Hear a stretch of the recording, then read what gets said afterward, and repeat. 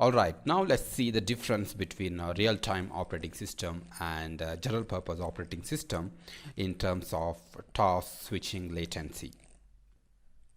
In computing, latency means the time that elapses between a stimulus and the response to it.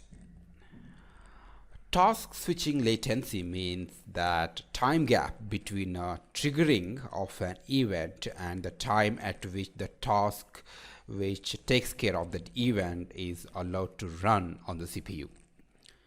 Take example of this scenario. Let's say at T1 an event is triggered or occurred. That could be a crash detection.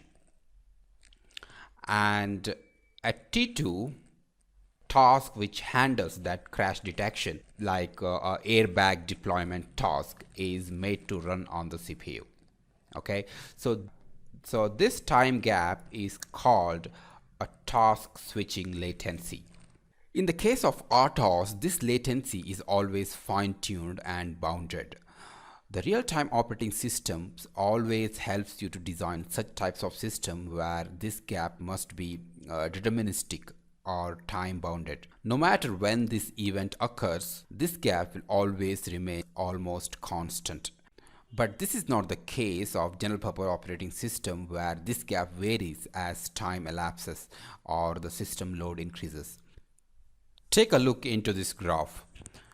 As the number of tasks that get scheduled increases, the switching latency for a task increases in the case of a general purpose operating system, but in the case of RTOS, it remains almost constant.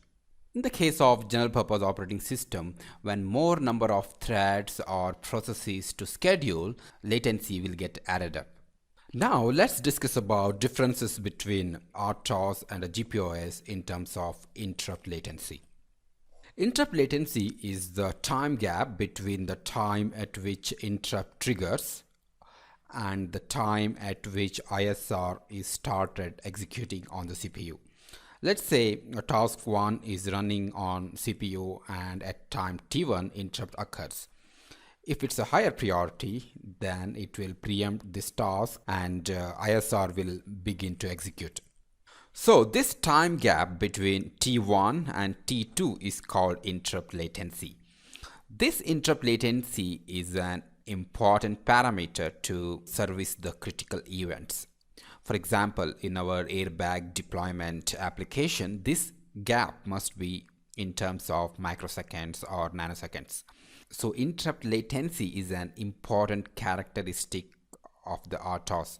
And our RTOS should be having this latency as minimal as possible.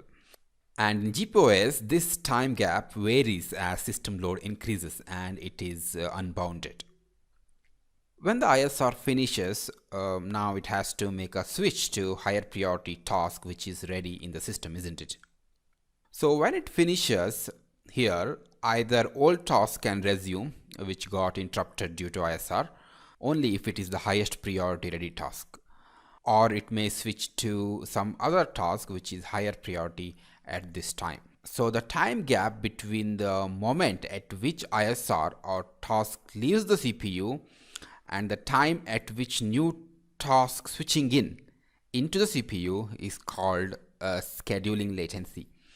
In this time gap, various activities take place, like saving the context of an old task and retrieving that context of the new task, which we call context switching. And for a real-time application, this scheduling latency must be very narrow. So this time gap must be very small as possible, and that is one of the characteristic of the real-time operating system. So to conclude this, both the scheduling latency and the interrupt latency of the RTOS is bounded, and it won't increases as the system load increases. But in the GPOS, it is unbounded, and the latency may vary as the system load increases. And don't worry about the terminologies I used in this slide, like task switching in, switching out, context switching, preemption, etc. as of now. As you make a progress in the course, you will understand all these terminologies, concepts much better along with the code exercises. So let's move forward. So in the next lecture, let's see the difference between RTOS and GPOS in terms of priority inversion.